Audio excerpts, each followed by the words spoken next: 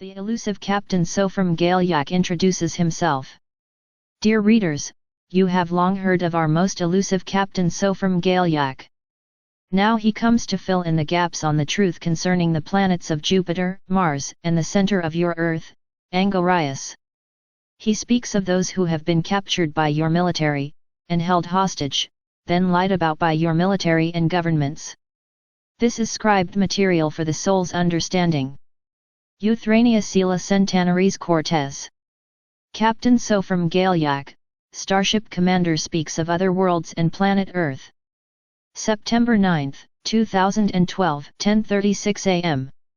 Captain Sophram Galiac. Quote. Hello Sela, dear ones all. This is your captain of the Stargazer, the one and only called as elusive, Sophram Galiac. Now, it is an honor to meet all of you, as we have been informed at this time that the Earth is in severe trouble and we are on site. For an entry into the world affairs at large is the statement that we of the echelon up in your skies today, have the technology to keep those bad old meteorites away from further shaking up your Earth's atmosphere and body. We did more for Jupiter than you could have ever imagined, and I came on site just to fill you the people of this planet Earth Sentana-Ries in. First of all, Jupiter has had cloudless skies for more than a century. The firmament around Jupiter was taken away when the cloudless entry of the polar shift left most of the waters away in the direction of Pluto, but that is another story as yet. Now, on Jupiter's fine sodden surface, the side which was hit by the giant cratorial meteorite, one so large we could not redirect it, the moons shifted their own orbit and began circling another red planet, and that was Mars. Mars is not really red at all, it was nuclear waste which gave it that haze for quite some time, but it has almost completely cleared up now, so life will once again permeate from the soil just as soon as we design a new body of Earth for portions of that planet, and see what can be done. We will determinately not allow any craft of any sort near Mars at this time, and certainly not any warfaring people. We watch what they do upon your own planet, and so we do not allow them within a range of your 150 miles toward any planet surface they may one day be able to reach. What Mars is experiencing now is nuclear fallout, and normally we would just section off such a planet to save others the folly of extreme radiation, worse even than that of the Great Van Allen Belt, which your astronauts have never come close to, much less penetrated.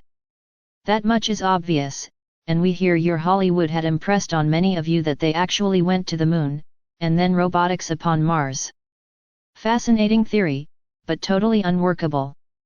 This does not mean that your scientists have made absolutely no strides in aerodynamics, but there are certain elements which they have still in their shops and labs to eliminate the dangers too. Now, back to Mars and Jupiter. Usually, as I have already stated, Mars would be an exemplary example of a planet we would section off due to the fact that it is radiation inhibited from the front to the back, as we say. You would say from the outside in. Within Mars, however, is a core station, and only the unlucky but willing work there. You see, dear friends, not all starships are fueled, we could say, with gravitational pull, magnetism, rolling on the waves of the ether in other words, but are fueled by coal wind draft and the waves of the temper, which we term in our words as categorized by element of gas, oil, and temper. Temper is a sort of mix between the end coal draft and gasoline. So the ships fly into the surface as they do on your earthen world, Sentana-Ries, and through the unseen hole, they descend and fill up. There is a core tunnel which is also protected by a base leverage, and that spokes the ship down through a heavily guarded and censored vortex which eliminates the need for spectrum bounty, which simply in layman's terms means eliminates the further need to protect each descending ship from radiation burns.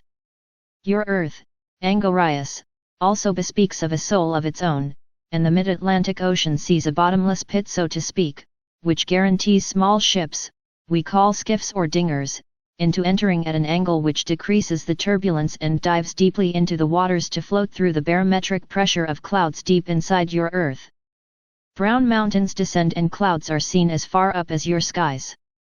But you cannot descend yourselves without the proper aerodynamics, and that is why your scientists of themselves have a difficult time in finding the relation to the Earth's core and the ship's entry and ascension. Just a little note for the interested parties.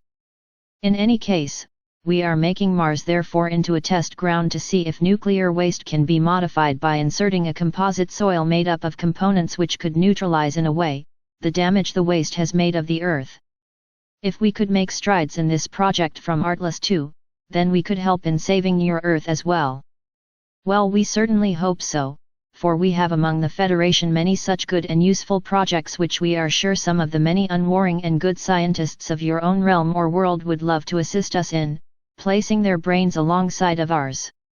Well, don't feel so badly, friends of ours, because we can still send to you the information, but unfortunately until your globe is cleaned up of those ones who love to misuse what we give to you for their own gain, there is not much more that we are willing to do. Captivation of space aliens is a no-no, and though they will not tell you they captivate humans which look or resemble themselves in every shape and form, we are listening telepathically to all those whom they injure, and because of it their lifespans will come to an end. It is not advisable to injure any of our people with hatred for the good we do, because we will one day not deal lightly with such mindsets. And for the good we do, we will continue on into another world, and then another for those good and dear ones who respect us for all we offer, and therein joining the Federation of all unified and dearly beloved planets. I have been happy to meet of your acquaintance, dear friends, but now I must be back to my duties.